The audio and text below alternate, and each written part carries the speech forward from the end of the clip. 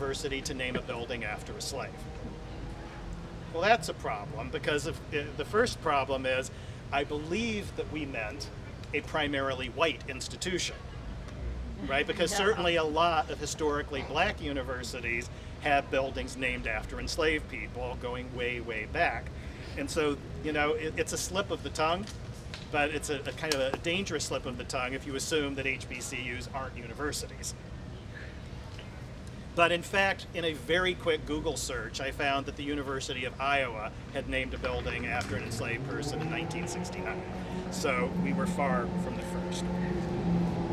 But why did we name a building after George Moses Horton? Why didn't we name a building after Wilson Swain Caldwell or Dilsey Craig, the woman that Cornelia Phillips Spencer owned? Right? Wouldn't that be interesting to use the namesake of an award, the slave that she had in her family?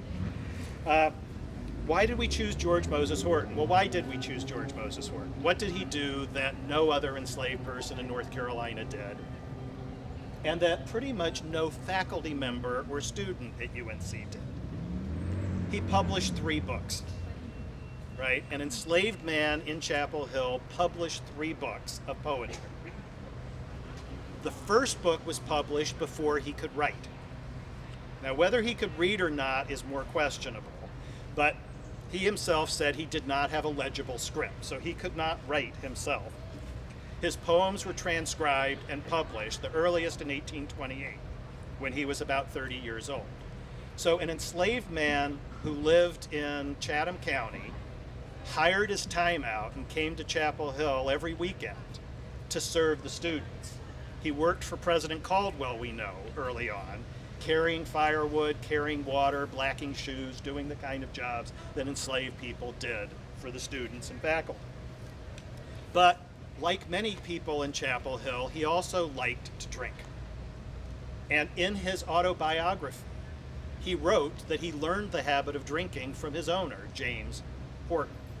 James Horton liked to drink. He apparently didn't like to drink alone, so he handed out liquor to the enslaved people. And if I was an enslaved person, I would probably drink. I'd probably drink a lot. By the time Horton was in his 20s and coming to Chapel Hill, he'd learned the habit of drinking, and what a great place to come. A place full of college students, had lots of liquor, and they enjoyed listening to what Horton said when he drank. They mocked him, and he writes about this. I mean, what we have here is a very unusual situation. We get to know what an enslaved person thought about being enslaved. Most of what we know is from a free person, right? People who were enslaved who had managed to escape or buy their freedom, or like Solomon Northup, somebody who was free and illegally enslaved, or mostly from the point of view of white people, writing about the enslaved people in their communities. Horton gives us a unique insight. Unfortunately, his autobiography is very, very short. It's the beginning of one of his books of poetry. But we have his poems. One of his poems is called From the Tippler to His Bottle, and it is about how he stopped being an alcoholic. It's quite an amazing poem. So Horton was very self-aware. He stopped drinking, but he kept producing oratory and then poetry. And the students paid him for this. They paid him so much that he was able to hire his time away from his owner. So he was supporting himself through his poetry. But of course, his ultimate goal was what? Why was he writing poetry? Why did he want money? To buy his freedom. Well, he was in an unlucky situation in that North Carolina was one of, if not the hardest state to become free as an enslaved person. In North Carolina, the legislature had to vote on each petition, right? So there was no, you couldn't go to the magistrate, you couldn't go to your owner, you couldn't go to the county clerk. You had to get a petition to Raleigh and have the whole legislature vote on it. A man who drove a cab, a horse cab in Chapel Hill named Sam Morphus, had over 200 signatures, including the president of the university, and he was not granted his freedom. So becoming free was a very difficult proposition. Horton is the most well-known, most well-recorded enslaved person in Chapel Hill's history. Starting in 1993, a Chancellor's Award was given for multicultural leadership in the name of George Moses Horton. So we had named an award after an enslaved person way before the Unsung Founders Monument, way before the naming of Horton Hall, right at the same time, actually, as the Cornelia Phillips Spencer Bell Award. In that award, which we still give, from 1993 to 2013, the description of that award given by the Chancellor said, this award in the name of George Moses Horton is given to remember George Moses Horton, who earned his freedom in part through the profits he made by selling his poetry. So for 20 years, that was the official university line. What's the problem with that? He was never freed from slavery. George Moses Horton became a free man the same time 330,000 other black North Carolinians became free. And that's because the 13th Amendment to the Constitution ended slavery. He actually got out a little early because he marched out with the Union troops, but he wasn't freed until the 13th Amendment. So for 20 years we told that story. The university's historian, who you will see giving the tour in a month, helped get that changed. So now it says that he was able to buy time away from his owner with the profits, and that is true. But it took 20 years because think about what this story tells you. Work hard, be brilliant, pull yourself up by your bootstraps, and you're still a slave when you're 67 years old. That's not the kind of story that's heartwarming.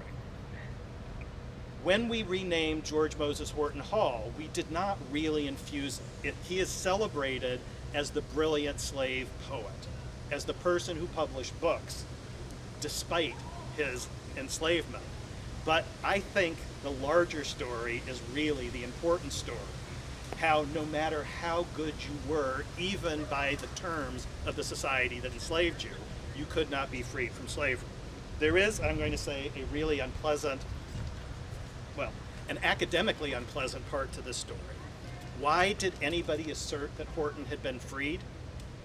Well, remember I told you he couldn't write at first? His writing and his transcription was helped by a woman named Caroline Hentz. She was the wife of a faculty member, and she was a novelist. She took on Horton as a project. She thought he was, in fact, brilliant. She helped him learn to write, she helped him get published, and she made him a character in a novel she wrote, a novel called Lovell's Folly. We now have a digital copy of that up, and you can read it. It's not a very good novel, at least in my judgment, but I'm not an English person. In her novel, George Moses Horton and November Caldwell appear as characters. Think about that in terms of being unsung. They appeared as characters in a novel in the early 19th century. In her novel, Caroline Hentz frees George Moses Horton for his brilliance, and he moves to Liberia, which is what he would have had to do. In her novel, she has an asterisk. How often do you see asterisks in novels, particularly in 19th century novels? The asterisk leads to a footnote which says, in reality, George Moses Horton was not freed. So a novel tells you that a novel is fiction. How often does that happen? Right? I mean, that's, if you're an English major, there's something interesting to study, novels telling you that they're not telling the truth. And yet, despite all that telegraphing, the University of North Carolina didn't notice the footnote and let a piece of fiction be their source of historical data.